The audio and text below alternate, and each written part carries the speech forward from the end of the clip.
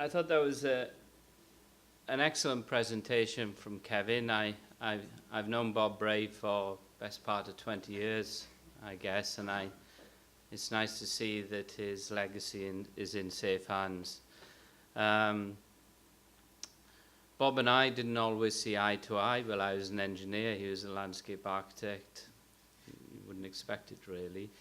But what he'd probably be most impressed with now is within my team is I do have a landscape architect, and she's a very, very important part of that team,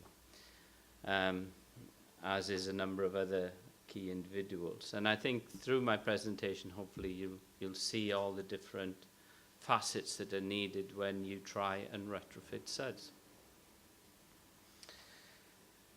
Kevin also talked about a number of other things, and I was pleased to hear it coming from a landscape architect who is obviously familiar with all of these things. And he talked about the proficiency of landscape contractors and the rigor that designers expect. He talked about grasping opportunities. He talked about how important it is that the community understand what we're doing, why it is that what we're doing in their area isn't necessarily solving a problem in their area. Maybe somewhere else the community and public have difficulties getting their heads around those sorts of things. And the other very important point he made is that unusable SuDS intervention can lead to resentment and vandalism, and it is imperative on all of us to do absolutely the best job that we possibly can, and not to leave until we're happy that the community is also happy, because at the end of the day, that's what we serve. And one other small thing which is vital, I think, in SuDS as we move forward is that supervision is essential. Do not skimp on supervision. So Welsh Water's surface water management strategy. Why are we doing it? Where are we doing it? How are we doing it? Who are our partners? And what are the benefits? Well, why are we doing it is pretty simple. It's the same reason as everybody else wants to do it. We're faced with unprecedented changes in our climate. Welsh Water, as with all other water companies, are faced with urban creep, whereby the impermeableness of our catchments continue to grow.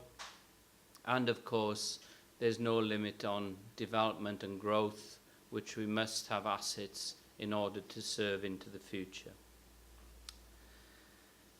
We've got many different problems from unwanted flows. We have river intrusion, groundwater, leaky pipes, and so on.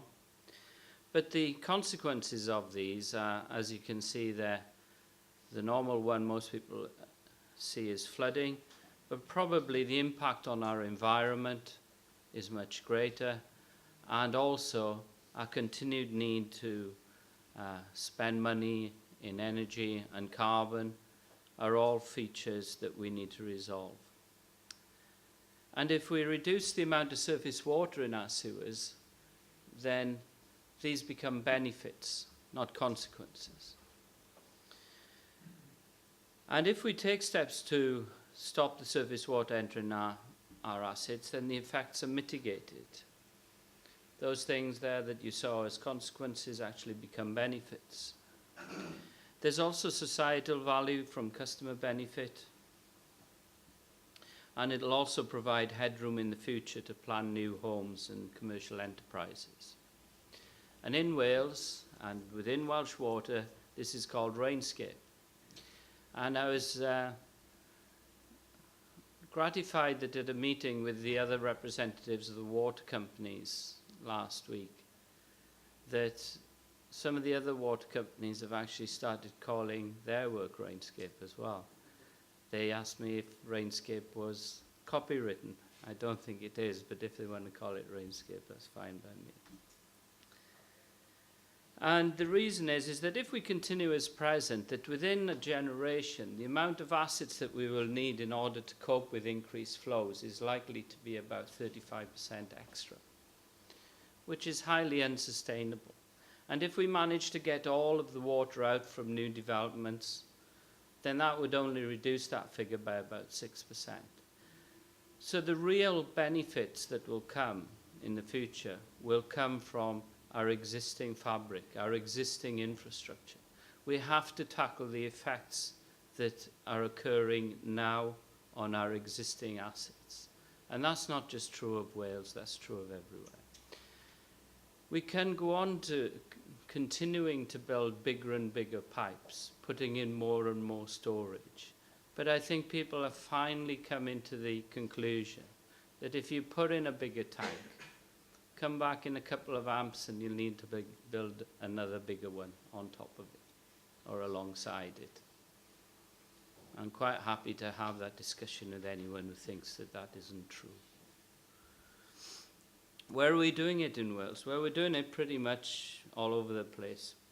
Well, all over the place where there's people living anyway. Okay.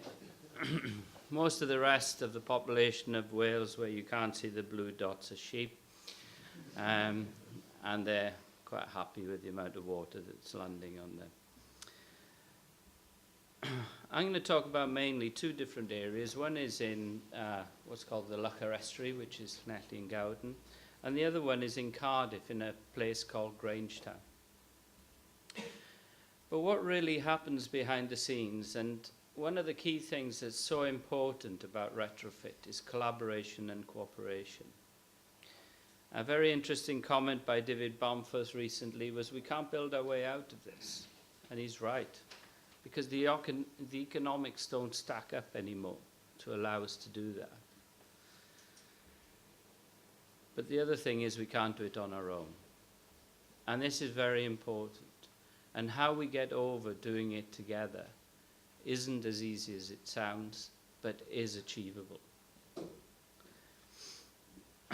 One of the things in Llanelli is the facilitation group. And the facilitation group consists of multiple disciplines.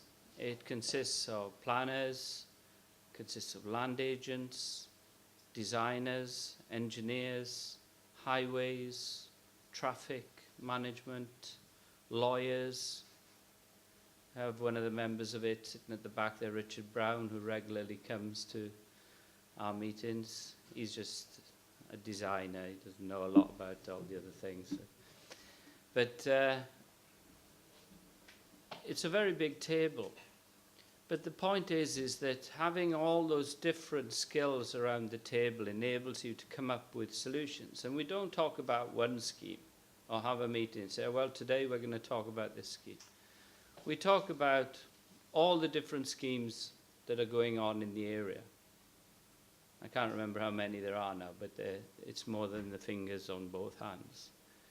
And because of that, we can not only plan for what's happening at the moment, but what's going to happen in about a year's time, and also what's been happening and what we are finding as a result of that.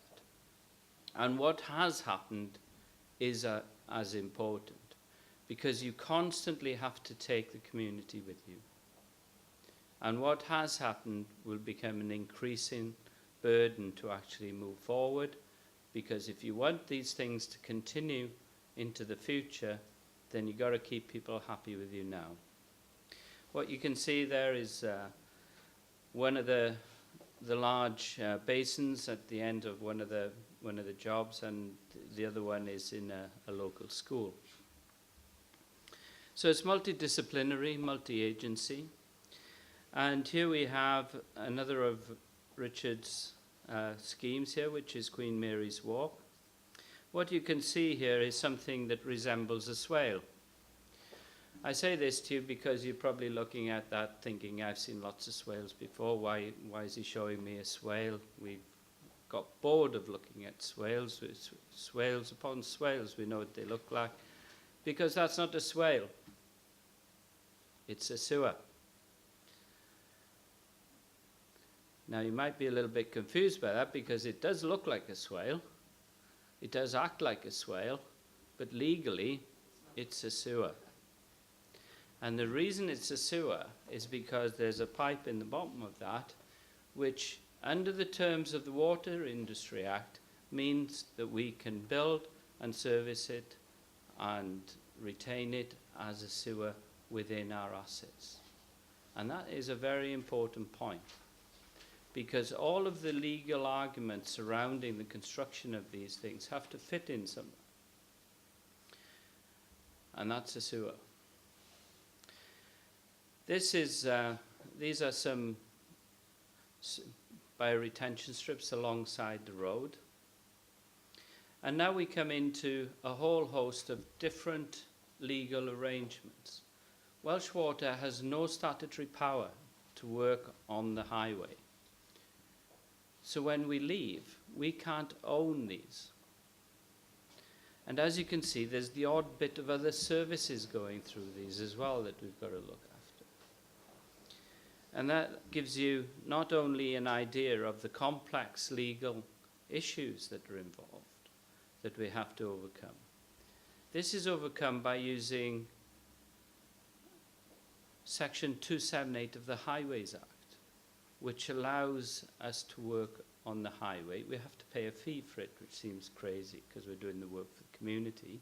But it also allows us to create legal agreements and to create a way in which we can provide funding for the long-term maintenance and operation of these devices. These may seem like boring, mundane things, and they are, but believe you me, nothing takes place without them. Now these are moving on to some much nicer things. This is the local school in Stevenheath. It's had many, many visitors. What we can see there is a swale. That one is a swale. You'll be happy to know. It's not a sewer, it's a swale. And the children absolutely love it. Before we came along to this school, it was absolutely 100% impermeable. There wasn't a tree on it. There was no green on it. There was just black and roof. And what you can see on the bottom right-hand side there is that I visited that school one day when actually there was people who couldn't actually get at the planter to help with the maintenance on the plants. Sorry, children couldn't get at them. So I asked the headmaster why he didn't have more shovels so that they could all work, and he said if there's too many of them, they make a mess and they start squabbling. I said, well, why are they watching from behind? He said, they're not watching, they're queuing. They're queuing to take part. He has no lack of helpers to look after these things, which rather made the next question of maintenance rather superfluous. And in actual fact, all of the maintenance and the operations is within this actual budget. What you can see on the top right-hand corner is the large amount of storage that's actually underneath the car park. And this is all part of it. The ones on the left there are the school and it being opened by the local mayor and some of the children. And the ones on the right are some of the work that we're doing in proximity to the housing in Llanelli. And going back to what I was saying about the importance of how you deal with the public, how you deal with the community. When you're going to be working outside somebody's front room for the next 12 months, you tend to make quite a lot of noise. And you have to have the community on side and understanding what you do in it, why you're doing it, how you're helping, and also what they're going to be left with to help you through those times. It's not easy, and nobody said it would be. It also shows that, again, there's a lot of services around in all of these that you have to take care of. But also, what I'm hoping to show you that it's possible as well. It's not easy, but it's possible. And you can do it. If you've got the will to do it, you can do it. And what you end up with is this. You have teachers teaching children about the water cycle, specialist Welsh water teachers going in and helping the local teachers with their classes. You have nice places for the children to play, and you also see how proud they are of their school. Now to a different model. This is called Greener Grangetown. In Grangetown, the local school, 92% of the children have English as their second language. There's 53 different languages spoken in the area. It gives you an idea of the multicultural diversity of this area. And what you see there on the right-hand side is the River Taff, and on the left-hand side, the River Taff, or the Cardiff Barrage that has been created. And what that barrage has done has stabilized the water levels in the River Taff, which means that rather than all the water in Grangetown needing to be pumped around about 7 miles to the treatment works, we've had a brainwave and decided to actually put all of the surface water into the river. I know it's a new concept. But of course, we don't want to put it in dirty, we want to put it in clean. And what you can see is all the different streets there. We also want to do something for the community. So we've created this concept of, well, it was pocket parks, it's now become pocket places. Now it's become community gardens. I think next week we'll have a new name for it. But what's interesting is that potentially we have businesses falling over themselves to sponsor some of these, now that it's started. That's what it looks like before. That's what we want it to look like. Capturing all of the surface water that lands on the roofs and the roads, taking them through the landscaped areas, which are going to clean them out before releasing into the environment. Some more.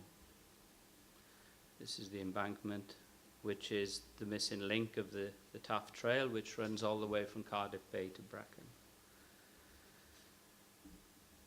In Wales, we didn't have to wait long to see if the Richard swale worked. I'm not sure what that storm was, Richard. Was it about 20-year storm? It wasn't actually finished at that stage. You can tell that by the fencing down on the right-hand side there. It hadn't actually been released, but it did work, as you can see. And results exceeded expectations. We anticipated a reduction in peaks of about 50% from the red line to the green line. In actual fact, we're getting reductions of 75%. Now, we can't promise this on every scheme, but it gives you an idea that we're losing water somewhere. It also means that we can't put a figure on what we think the evapotranspiration or absorption levels are of the planting, but it might be more than we're thinking. We're also thinking that perhaps we're losing some through infiltration that we didn't expect. These are some of our targets. Adapting to climate change. At the moment, we have a target of 1,000 houses. By 2020, we want to have removed the equivalent of 25,000 houses from our assets. That's, in Welsh terms, a town the size of Merthyr, which is one of the biggest towns in Wales. By 2040, we want that figure to be 125,000. And at the same time, we're going to reduce the pollution incidence around our bathing waters and rivers as well. This is the investment profile. You can see that 2000 to 2005, it's not actually zero, it's actually £20,000. AMP4 was about £1 million, where we had a good look and think about it. In this particular regulatory period, well, it shows 25 million there. It's probably closer to 35 million now. And in actual fact, in AMP6, that £66 million figure is probably likely to rise quite considerably as it becomes the preferred option for us to embark on in our work. At the moment, there's still a lot of traditional solutions being constructed, But as we move more into things like rural wastewater treatment works and compliance factors and how much surface water impacts on them, we find new areas where what we're doing is providing such a positive effect. I'm not going to read all that summary for you. You can read it if you want later when you get the presentation. But something recent which is quite amused by, and this was in the ENDS publication, which for those of you who don't know is the Westminster publications that go out regarding different pieces of legislation. And it talks the announcement of implementing SuDS in a way that does not affect development, and we are wary that means there will be a move to dilute the regulations. If you think SuDS affect development, you should try flooding, which I think is the key point. Thank you.